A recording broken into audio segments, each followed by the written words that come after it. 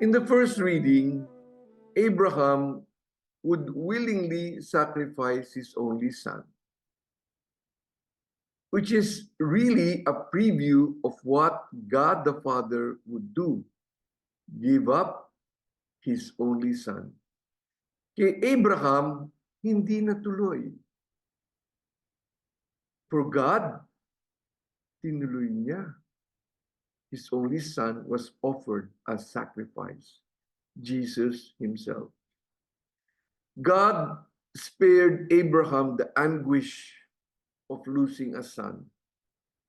God did not spare himself that anguish. God, parang sinasabi niya, Abraham, wag na ikaw, ako na lang. This is the kind of God we have. In the second reading, St. Paul tells us, why did God do this? And he says, it is for our sake. Nangyari na ba yun? Gagawin niyo ba yun? Sasacrifice niyo ba yung anak niyo para sa ibang tao? And so St. Paul says, he did not spare his own son, but handed him over to be slaughtered. So that St. Paul says, if God can do this for us, who can be against us? Wala na siyang ibang ipagkakait sa atin. Binigay niya na yung ultimate gift. You know, it took Abraham 25 years waiting for a son. And when the son finally came, God wanted it back immediately. Abraham did not bargain. Abraham did not ask for an explanation. Instead, every time God called Abraham, we heard in the first reading, ang sagot niya lagi, here I am. Here I am. Always ready to do what God wants. Always ready to give what God asks. Even when it seems illogical, even when it seems so painful. There are Isaacs in our lives. Precious things, precious people, precious situations, our dreams. And God may be asking us to give it up. Naku God, I'll give you anything. Basta, huwag mo lang sisirain yung plano ko. No, Lord, huwag naman yung business ko. Lord, basta, okay na, kunin mo na lahat. Huwag lang yung health ko. Huwag lang yung asawa ko. Huwag lang yung anak ko. It's even horrible to imagine to give that up.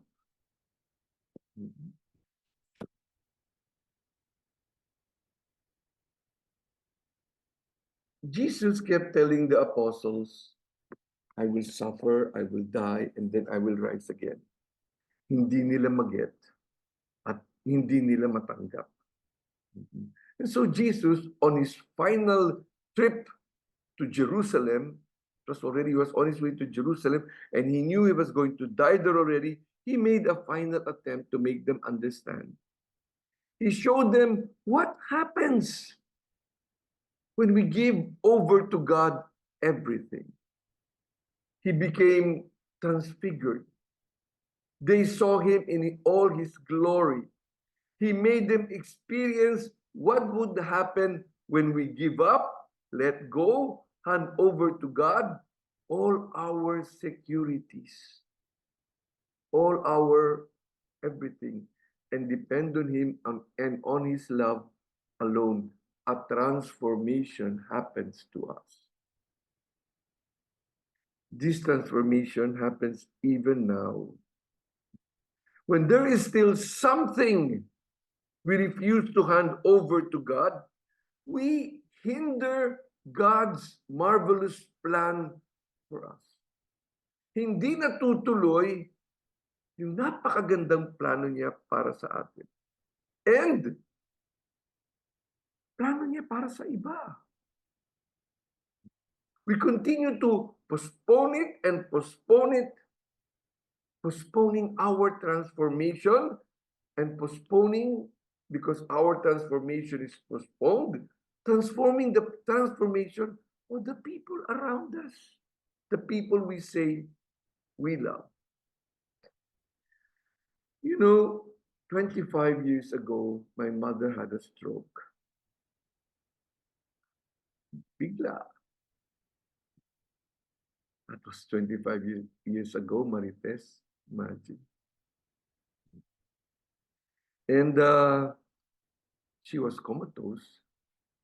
And every day, God was asking me, Denise, pwede na ba? And I said, no, no, no, no, God, I'm not ready.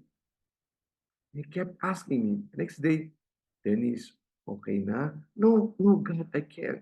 Please, God. And then I started to bargain. God, please give us just, let her open her eyes and give us 1 month with her. God kept asking. Ngayon na, okay na ba? You see, I bargained, Lord, just, 1 week. 1 week. You see, God is not greedy.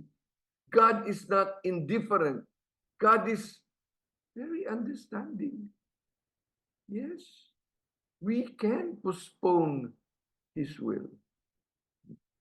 Very understanding. He takes us into consideration.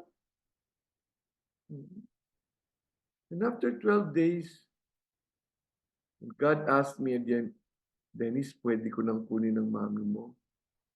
And I said, God, your will be done. I went to the ICU. Higa ako ron sa tabi niya. I kissed her. I said, thank you. I hugged her. And something I never do, I sang to her. Then I went home. Kadarating ko pa lang sa bahay, tinawagan na ako ng nurse at sinabi, Father, hurry up. And as soon as all of us kids arrived, she moved. She passed on. It was the first death in the family, and it was the first taking away by God for the family. It was terrible. But then when I think of it, I felt ashamed. Nahiya ako. I could not give.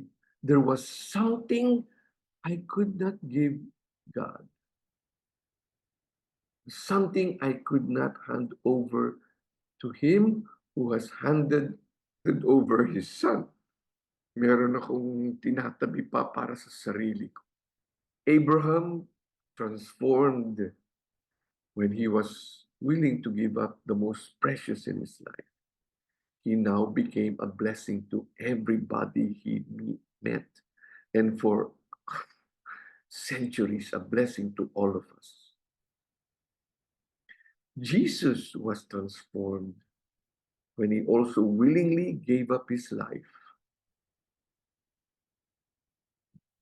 What is that which is dearest to us?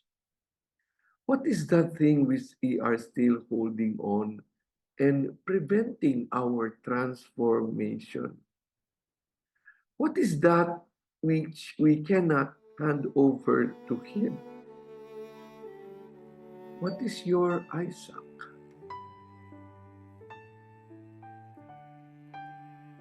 In the name of the Father.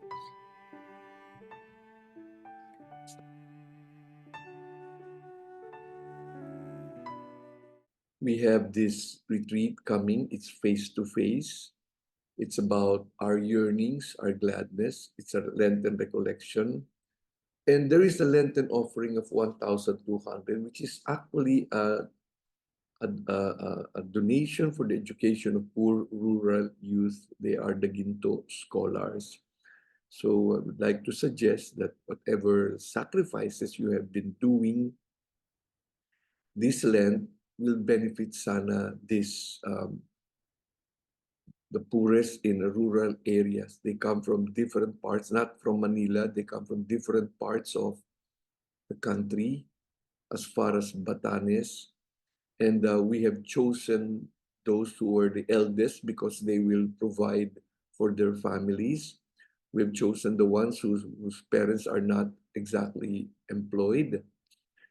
We've chosen also those another qualification is that they have worked before before they graduated. They have an experience of working, because this will tell us how determined and how generous they are.